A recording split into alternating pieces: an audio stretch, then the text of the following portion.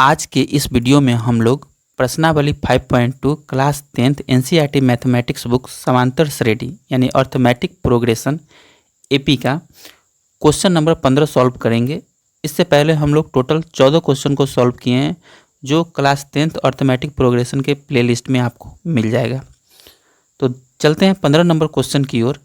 15 number question है, N के किस मान के लिए दोनों समांतर श्रेणियों 63, 65, 67 डॉट डॉट और 3, 10, 17 के इनमें पद समान होंगे।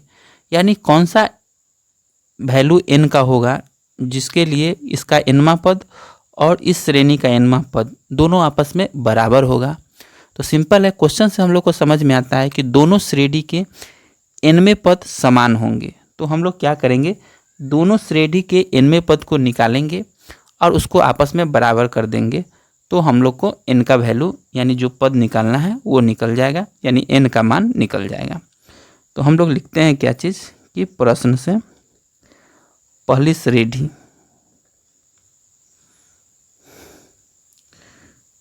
श्रेणी है आपके पास 63, 65, 67 एंड डॉट डॉट डॉट।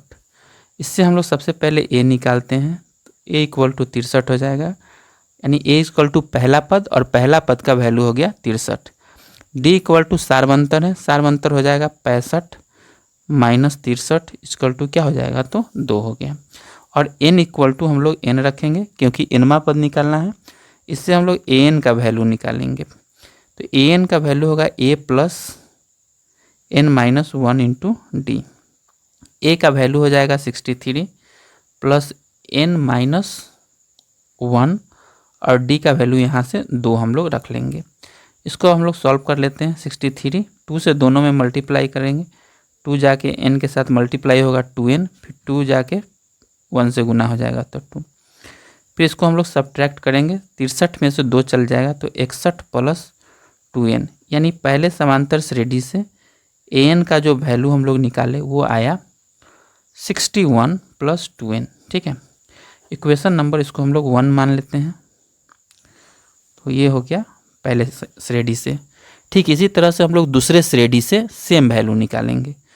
फिर लिखते हैं दूसरी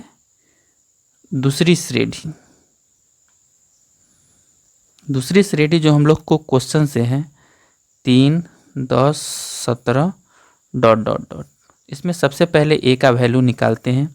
a मतलब पहला पद होता है यानी 3, d बराबर सारवंतर होता है यानी बाद वाले में से पहले वाले टर्म को घटा लेंगे। तो 10 में से 3 चला जाएगा तो 7 हो गया, और n बराबर n रखेंगे।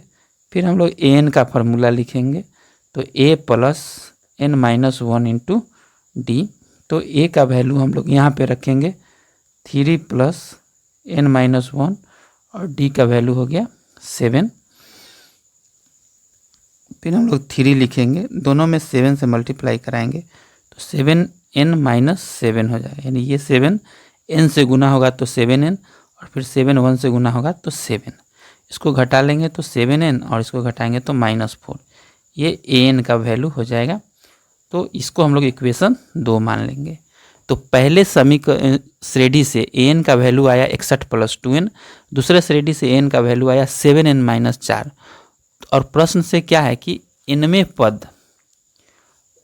पद आपस में बराबर होंगे, यानी इसका nवां पद और इसका nवां पद जो निकाले हैं आपस में बराबर होगा। इसलिए अब हम लोग दोनों को बराबर करते हैं। अब 61 प्लस 2n पहले का nवां पद और 7n माइनस 4 दूसरे का nवां पद है। दोनों को अब हम लोग आपस में सब्ट्रैक्ट करेंगे यानी सॉल्व करेंगे इक्वेशन को। ठीक है, 61 है, 4 को इधर ले आएंगे तो प्लस 4 हो जाएगा, 7n है और 2n को इधर ले जाएंगे। 61 4 कितना हो जाएगा 65 और इधर हो जाएगा 5n। तो n इक्वल टू हम लोग लिखेंगे 65/5, तो आएगा 13। यानी दोनों श्रेणी के 13वां पद जो होगा वो आपस में बराबर होगा। तो 13 आ गया, लिख देंगे यहाँ पर फाइनली। अतः दोनों श्रेणी के 13वें पद आपस में बराबर होंगे। ठीक है, तो इस तरह से हम लोग क्वेश्चन नंबर 15 को सॉल्व कर दिए हैं, जो आपके स्क्रीन पे ऐसे रहा। आप इसका स्क्रीनशॉट भी ले सकते हैं और फिर बाद में कॉपी पे अच्छे से बना के लिख सकते हैं। तो इस तरह से हम लोग इस क्वेश्चन को सॉल्व कर दिए हैं।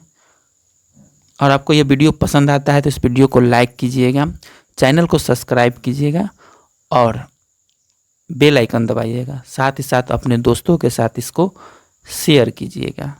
धन्यवाद।